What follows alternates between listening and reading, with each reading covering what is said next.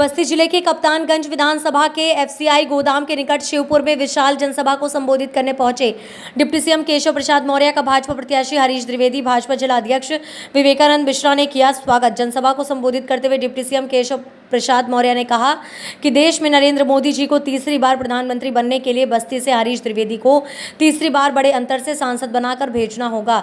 ये चुनाव नरेंद्र मोदी जी को जब मैं प्रधानमंत्री बनाने की बात कह रहा हूं, उससे समय दूसरी बात भी ध्यान में रखना। एक तरफ समाजवादी पार्टी और कांग्रेस का गठबंधन है, जिनका लक्ष्य मोदी जी को प्रधानमंत्री की कोशिश से हटाना है, गरीबी दूर करना है, भारत को मजबूत बनाना नहीं है, पिछड़ों, दलितों, आदिवासियों को आगे बढ़ाना नहीं है। उनका एक में लक्ष्य है किसी भी तरीके से मोदी जी को हटवा करके प्रधानमंत्री की कुर्सी प्राप्त कर लिया जाए और फिर देश को लूटा जाए। सरकार से भारतीय जनता पार्टी और गठबंधन को विजयी बनाने के लिए परिश्रम की पराकाष्ठा कर रहे हैं। मैं उसकी जितनी प्रशंसा करना होगा वो कम होगा, लेकिन मेरे भाई बहनों, मेरे बड़े बुजुर्गों, मेरे नौजवान दोस्तों, याद रखना, जीवन में कई बार ऐसे बड़े अवसर आते हैं, कई बार थोड़ी सी चूक हो जाती है तो बहुत पछताना पड़ता है, लेकिन 2024 का ऐसा अवसर है ही नहीं जिसमें चूकने के लिए कोई आसान हो। मैं आप सबसे प्रार्थना करना चाहूंगा कि देश में माननीय नरेंद्र मोदी जी को तीसरी बार प्रधानमंत्री बनाना चाहते हो, दोनों हाथ उठा के बनाना चाहते हो, माताओं बहनों दोनों हाथ उठा के बनाना चाहते हो, तो हरीश द्विवेदी जी को 2014-2019 से भी बड़े अंतर से बस्ती से सांसद बना करके भेजना पड़ेगा। यह चुनाव, यह ध्यान रखना, माननीय नरेंद्र मोदी जी को जब मैं प्रधानमंत्री बनाने की बात कर रहा हूं, उस समय दूसरी बात भी ध्यान में रखना। एक तरफ समाजवादी पार्टी और कांग्रेस पार्टी का गठबंधन है, जिनका लक्ष्य माननीय नरेंद्र मोदी जी को प्रधानमंत्री की कुर्सी से हटाना है, गरीबी दूर करना नहीं है, भारत को मजबूत बनाना नहीं है, पिछड़ों, दलितों, आदिवासियों को आगे बढ़ाना नहीं है। उनका एक में लक्ष्य है कि किसी भी तरीके से मोदी जी को हटा करके प्रधानमंत्री की कुर्सी प्राप्त कर लिया जाए और फिर देश को लूटा जाए। आप सबके आशीर्वाद से 2014 में अगर माननीय नरेंद्र मोदी जी के नाम की, भाजपा के नाम की कमल के फूल की लहर थी, तो 2019 में आंधी थी, लेकिन 2024 में सुनामी है, तूफान चल रहा है। आप सबको यह अवसर मिला है। अगर आप सबने 2019 में कमल ना खिलाया होता तो क्या जो रामलला के लिए पुत्रेष्ठी यज्ञ आपकी इसी बस्ती के मखौड़ा धाम में हुआ था, रामलला का भव्य मंदिर अयोध्या में बन पाता क्या? बताओ, दोनों हाथ उठा के बन पाता क्या? अगर आपने कमल का बटन न दबाया होता तो क्या जम्मू कश्मीर से 370 हट जाती क्या? अगर आपने कमल का बटन न दबाया होता तो 4 करोड़ से अधिक गरीबों को प्रधानमंत्री आवास मिल पाता क्या? जिन गरीबों के घर में बिजली नहीं पहुंची थी, अगर मोदी जी को प्रधानमंत्री बनाने के लिए कमल नहीं खिलाया होता तो अमीर आदमी के घर में तो उजाला पहले भी था, लेकिन गरीब आदमी के घर में उजाला नहीं होता, गरीब आदमी के घर में गैस का कनेक्शन नहीं होता, गरीब आदमी के घर में शौचालय नहीं होता, गरीब आदमी के पास 5 लाख रुपए तक का इलाज कराने का आयुष्मान कार्ड नहीं होता। इस देश की मेरी माताएं बहनें इतनी बड़ी संख्या में आई है। प्रधानमंत्री जी का लक्ष्य है कि हमारी बहनें, हमारी बेटियां, महिलाएं ई रिक्शा भी चलावे, ड्रोन भी चलावे और हेलीकॉप्टर और जहाज भी चलावे। आज संयोग से जिस हेलीकॉप्टर से मैं आया हूं, उस हेलीकॉप्टर की एक पायलट किसी माता पिता की पुत्री है, किसी भाई की बहन है, बेटी भी जहाज चला सकती है, हेलीकॉप्टर चला सकती है। ये क्यों संभव हुआ? क्योंकि माननीय नरेंद्र मोदी जी के नेतृत्व में आपने एक मजबूत भारत के लिए, सबका साथ, सबका विकास करने के लिए जो अपना आशीर्वाद दिया, उस आशीर्वाद की ताकत है कि आज पूरी दुनिया के अंदर भारत का डंका बज रहा है। लेकिन समाजवादी पार्टी और कांग्रेस का डंका कहां बज रहा है? पाकिस्तान में बज रहा है। अब वहां के लोग खुश हो रहे हैं कि किसी तरीके से अगर नरेंद्र मोदी जी देश के प्रधानमंत्री ना बनने पावे तो पूरी दुनिया के सामने जो कटोरा लेकर के पाकिस्तान आज भीख मांग रहा है उसको भीख नहीं मांगना पड़ेगा। ये समाजवादी पार्टी हो या कांग्रेस पार्टी हो या बहुजन समाज पार्टी हो, या तीनों पार्टियों का आचरण गरीब के नाम पर, पिछड़ा के नाम पर, अनुसूचित के नाम पर वोट तो लेते हैं लेकिन उनका सम्मान नहीं करते। मैं आज बस्ती की धरती से पूछना चाहता हूं, श्री अखिलेश यादव जी बताइए, श्री राहुल गांधी जी बताइए, बहन मायावती जी बताइए, अयोध्या में रामलला का मंदिर बना, आप लोग दर्शन करने गए? और नहीं गए तो क्यों नहीं गए? गुजरात के अंदर सरदार वल्लभ भाई पटेल की विश्व की सबसे ऊंची प्रतिमा लगाई गई, बतावे गांधी खानदान के लोग कोई वहां पर दर्शन करने क्यों नहीं गया? उनको फूल चढ़ाने क्यों नहीं गया? क्योंकि वह माननीय नरेंद्र मोदी जी के नेतृत्व की सरकार के माध्यम से बना। इनकी जो सोच है बहुत घटिया है। इसे उत्तर प्रदेश के मुख्यमंत्री थे बाबूजी कल्याण सिंह जी, जब वह मुख्यमंत्री थे तो उनके समय 6 दिसंबर 92 को अयोध्या में जो कलंकित ढांचा खड़ा था वो धराशायी हो गया। जब उनकी मृत्यु हुई, उनका 100 विधानसभा में रखा जाता है। श्री अखिलेश यादव जी 500 मीटर दूर बैठे थे, लेकिन वो बाबूजी को पुष्पांजलि अर्पित करने नहीं आए। लेकिन एक गरीब माँ बाप का बेटा जिसे आपने देश का प्रधानमंत्री बनाया, वो दिल्ली से चल करके लखनऊ आकर के बाबूजी को अंतिम विदाई देने का काम किया।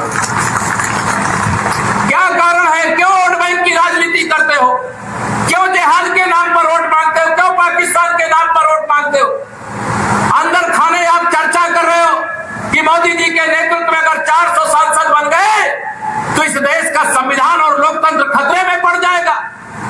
मैं पूछना चाहता हूं श्री राहुल गांधी जी, श्री अखिलेश यादव जी, इस देश के लोकतंत्र और संविधान को खतरा नहीं है, आप दोनों के राजनीतिक अस्तित्व का खतरा है, आप दोनों के राजनीतिक भविष्य का खतरा है।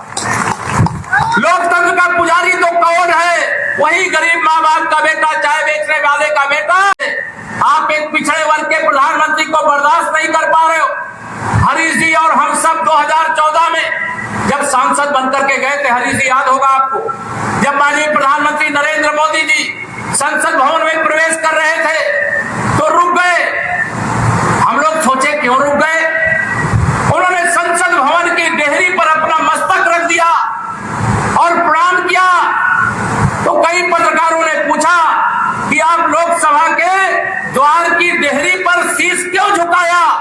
तो मोदी जी ने कहा ये लोकतंत्र का मंदिर है और लोकतंत्र के मंदिर पर लोकतंत्र का पुजारी ही शीश झुकाता है। और माननीय नरेंद्र मोदी जी ने शीश झुकाने के बाद संसद के अंदर प्रवेश किया। बाबा साहब भीमराव अंबेडकर का बनाया हुआ वो संविधान, उस पर हाथ लेकर रख करके कहा कि आज से यही मेरा स्वप्न है। बाबा साहब का स्वप्न अधूरा नरेंद्र मोदी जी कर रहे हैं पूरा।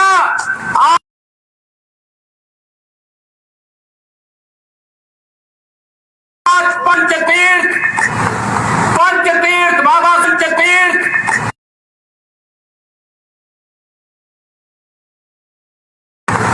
पंचतीर्थ बाबा साहब, भारतीय जनता पार्टी बाबा साहब के स्वप्न को पूरा किए बगैर चैन से नहीं बैठेगी। मेरे प्रधानमंत्री नरेंद्र मोदी जी के नेतृत्व में आप सबके आशीर्वाद से अगर 10 साल मोदी जी ने सरकार, कांग्रेस 60 साल में नहीं कर सकी, उससे बड़े बड़े काम माननीय नरेंद्र मोदी जी ने 10 साल के अंदर करके देने का काम किया। 10 साल के अंदर करके देने का काम।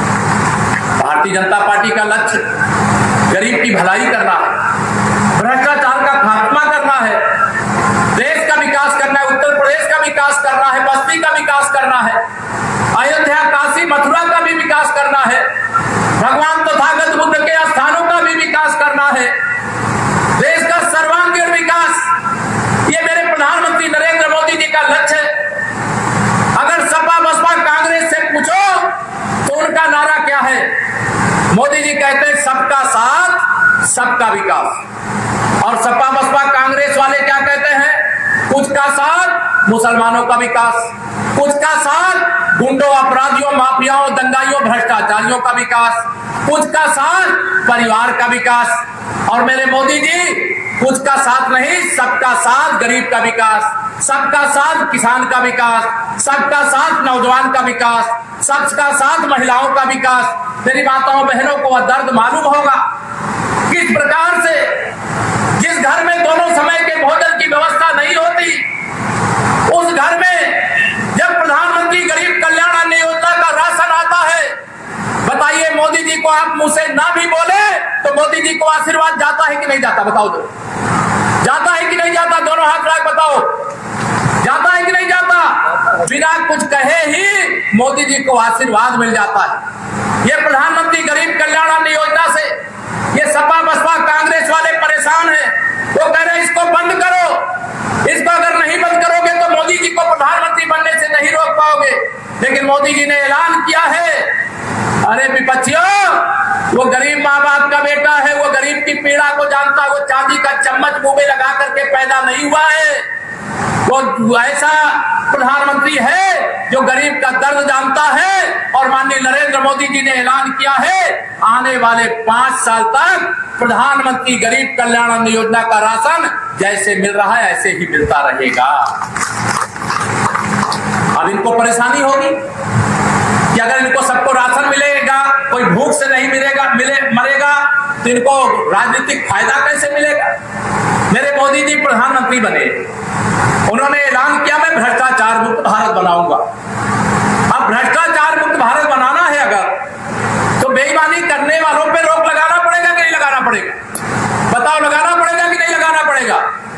भ्रष्टाचार मुक्त भारत के लिए इन बेईमानों पर नकेल कसने के लिए मेरे मोदी जी ने कहा, न खाऊंगा न खाने दूंगा, और जिसने भी खाया है पाई पाई वसूल करके गरीब की भलाई में लगा दूंगा। अब गरीब की भलाई इनको बर्दाश्त नहीं है। क्यों नहीं बर्दाश्त है भैया? क्योंकि आप गरीब का दर्द नहीं जानते। आप एक गरीब जब कच्चे घर में रहता है और जब बरसात के महीने में पानी टपकने लगता है, झोपड़ी में रहता है, जब बरसात और आंधी में उसकी झोपड़ी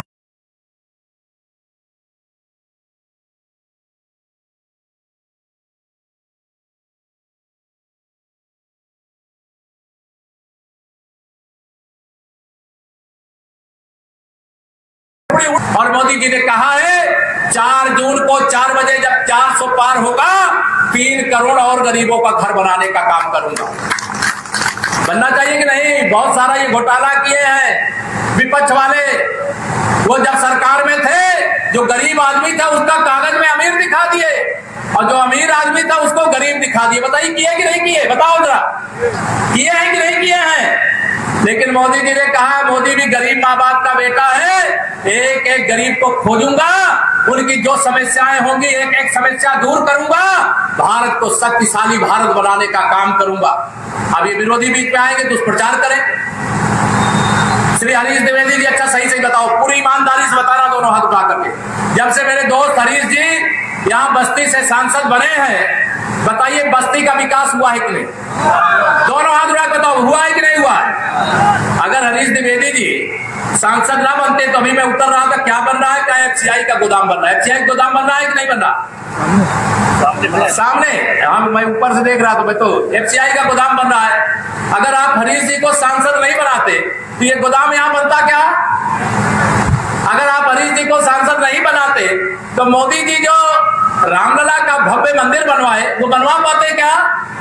कांग्रेस वाले, सपा वाले, बसपा वाले या भाजपा विरोधी इंडी गठबंधन वाले ये सब तो चाहते कैसे मोदी जी हटे, रामलला का मंदिर तोड़ करके फिर वहां बाबरी मस्जिद बनाए। इनका तो लक्ष्य ये है कैसे मोदी जी प्रधानमंत्री। सिलेंडर गठबंधन उत्तर प्रदेश की सिलेंडर आ गया है। हम ही देखिए लिए रहो अमन लिए रहो आ रहा है। अच्छा आ रहा है। सफा हो रही है पूरे प्रदेश से। 2024 के चुनाव के बाद श्री अखिलेश यादव जी और श्री राहुल गांधी एक इटली जाएंगे, एक लंदन जाएंगे। आप विश्वास रखना, भाजपा सबका साथ सबका विकास करती है। इसलिए मैं पूरे दावे से 100% वोट में से 80% वोट हमारा है, 20% में बंटवारा है, बंटवारे में भी हमारा है। नहीं करता हूँ कि इनके जैसा अपने लोकसभा क्षेत्र का विकास करने वाला सांसद बड़े भाग्य से राहुल गांधी कह रहे हैं कि 4 भारतीय जनता पार्टी बहुमत प्राप्त कर चुकी है। सर राहुल गांधी कह रहे हैं 2014 से जितने नारे दिए उसे भोगले दिखते भरे गुमराह करने वाले 2024 में आप विश्वास रखिए राहुल गांधी जी रायबरेली से भी हार रहे हैं, अमेठी से डर के भागे।